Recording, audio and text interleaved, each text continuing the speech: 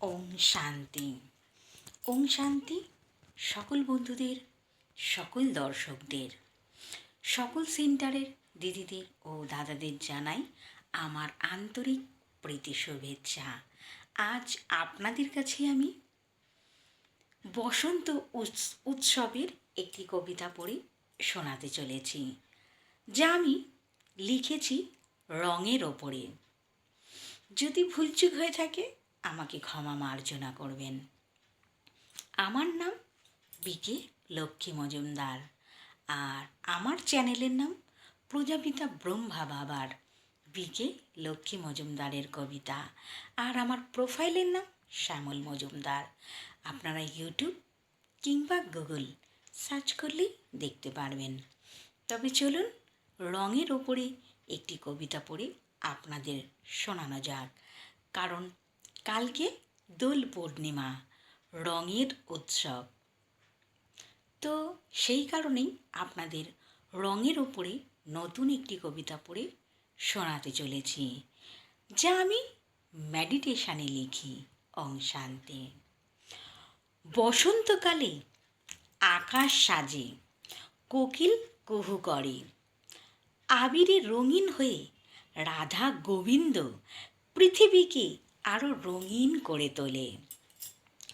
রঙিন হয় সকল মনুষ্য জীব, কোকিল কুহু করে, ময়ূর তার পেখম তুলে নীল বর্ণের আভাস ফুটিয়ে তোলে।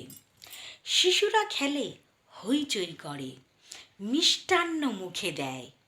পূর্ণিমার পূজায় রাধা গোবিন্দের হোম যজ্ঞ হয়।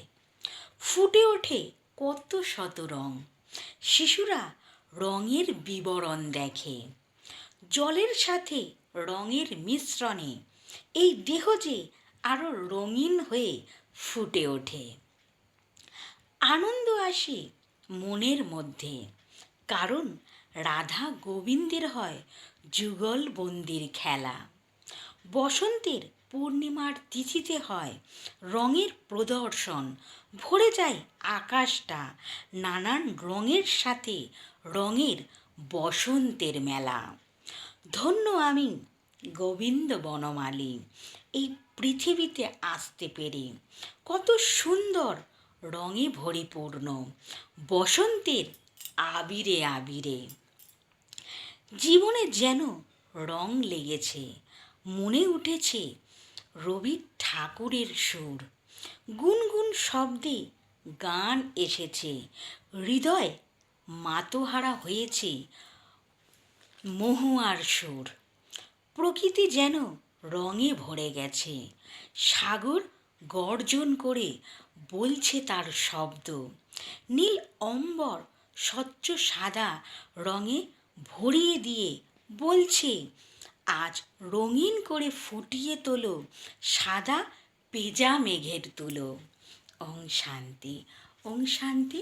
সকল বন্ধুদের, সকল দর্শকদের, সকল সেন্টারের দিদিদের ও দাদাদের জানাই আমার আন্তরিক প্রীতি শুভেচ্ছা। যদি ভুলচুক হয়ে থাকে কবিতাটা আমাকে ক্ষমা মার্জনা করবেন। ওম শান্তি।